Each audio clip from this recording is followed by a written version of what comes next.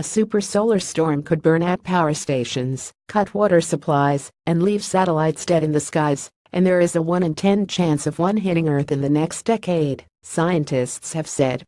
The only account of a superstorm striking Earth comes from more than 150 years ago, when a Victorian scientist, Richard Carrington, described an eruption known as the Carrington Event. In 1859, there were no telephones and satellites, but the power of the storm devastated communications. Telegraph wires around the world burnt out, and some operators reported sheets of paper catching fire. In a paper published to preprint science site Arxiv, the researchers write, if the Carrington event were to occur now, it would wreak significant damage to electrical power grids, global supply chains and satellite communications. More shoppers warned against using bags for life over food poisoning risk. More Las Vegas shooting woman screamed you're all going to die 45 minutes before addict. Cumulative worldwide economic losses could reach up to $10 trillion.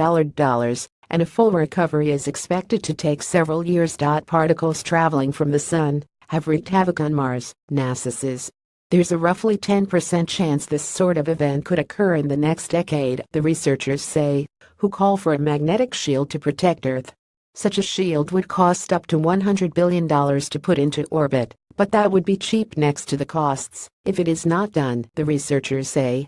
The researchers write, the total cost involved in lifting a 100,000-ton object into space would be around $100 billion, assuming that the payload cost per kilograms is $1,000. This value is comparable to the total cost of the International Space Station and is 34 orders of magnitude lower than the current world GDP or the economic damage from a flare 100 years henceforth.